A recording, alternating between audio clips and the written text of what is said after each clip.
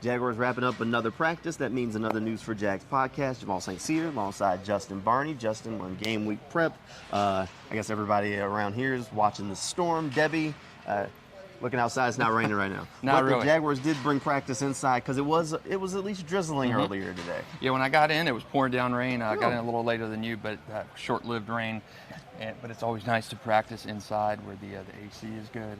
I know players like it. The players I've talked to the last few days have mentioned how hot it's been. Certainly not like that today or yesterday, but nice to be indoors. So inside, obviously one field here, so it was a little bit of a tight quarters, but still a very competitive practice. Big time. I mean, so flat out, defense won today at every level. Yes. And when I say every level, I mean every level. Even at the end, Doug Peterson let two rookie linemen, Javon Foster and Mason Smith, each catch punts to decide which side of the ball didn't have to go through walkthroughs.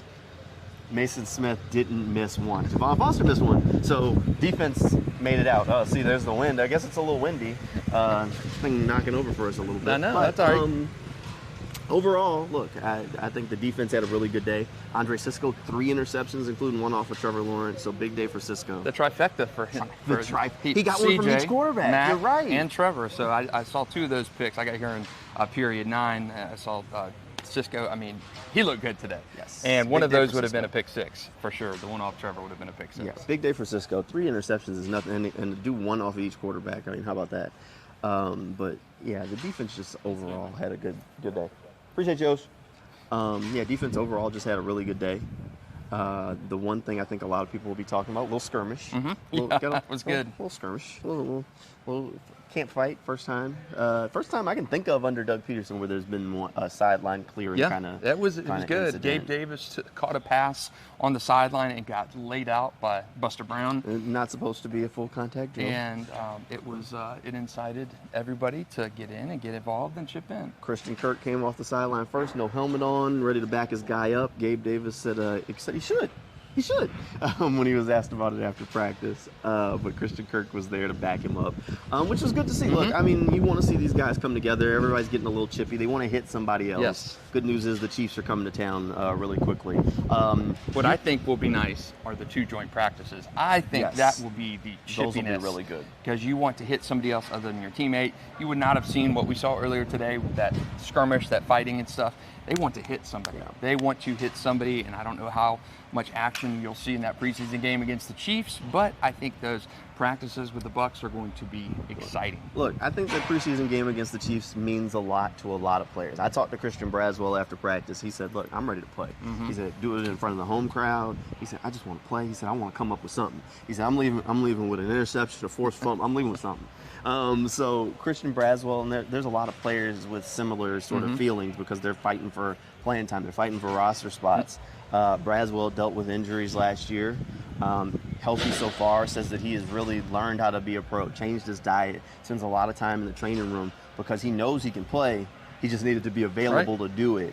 And so far, he's made it past the point of last training camp where he got hurt, so he's feeling pretty good. Has been kind of a standout so far through camp. So he's a guy that's definitely in the competition to find a way out there on the football field. And I think you mentioned Christian Braswell. I think Eric Hallett has been in that type of situation.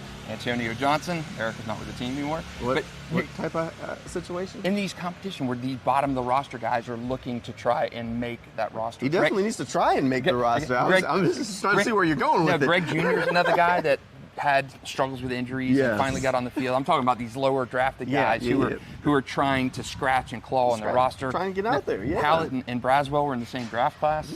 One of those guys remains on the team. But those kind of guys, those 5th, 6th, 7th round guys, these are so important practices because you have a guy like an Eric Hallett who's drafted in that mix with Christian Braswell. He's not on the roster. Christian Braswell is. You got guys like Buster Brown who are still trying to scratch in and make that cut into the roster. You've got undrafted guys like Joshua Cephas, who, when I talked to him last week, he said, being in the stadium today, on stadium practice day, and then 1 week from now when I see the Chiefs and Patrick Mahomes come in here is going to be kind of like my welcome to the NFL moment. Like, I'm really here, but I've got to get over that starstruck phase and know that I'm here to do something else. So I think those guys in that bottom of the roster mix, those undrafted guys, those later round draft guys, are trying to just scratch, and these preseason games mean so much to them. They really do. Hallett's still here.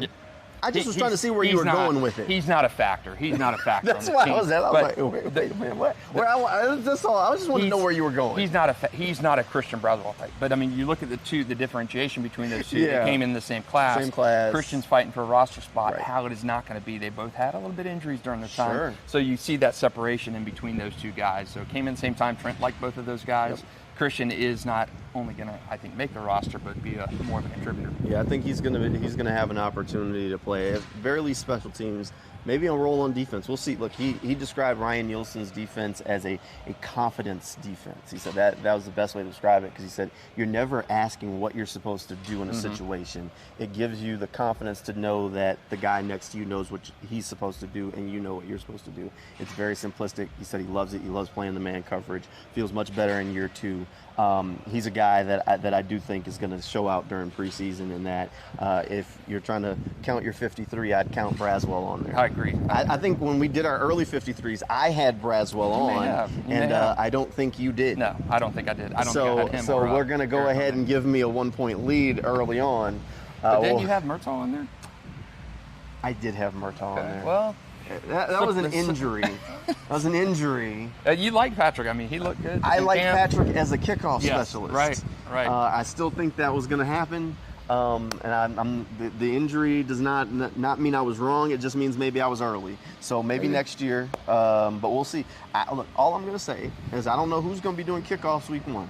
I don't think they're going to put Cam Little, who is 100 and what? He's a small. smaller guy. Yes. His last name's Little, and he's little. I don't see them putting him out there to do kickoffs. Not with these new kickoffs. We'll see what ultimately happens with that. I don't know who it's going to be. I thought it was going to be Murtaugh, but clearly I was wrong.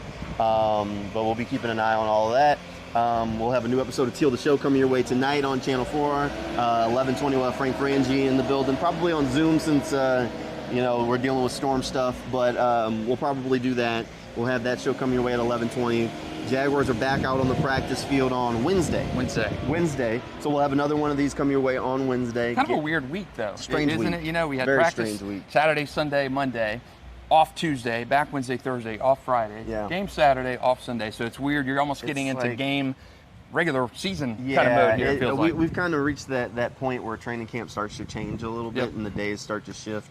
As they get into that game week prep and they start trying to get those walkthroughs to look similar to what it'll look like during the regular season. But yeah, we'll have plenty of coverage. You can check it all out on News4JAGs.com and on News4JAGs on air. And we'll see you next time.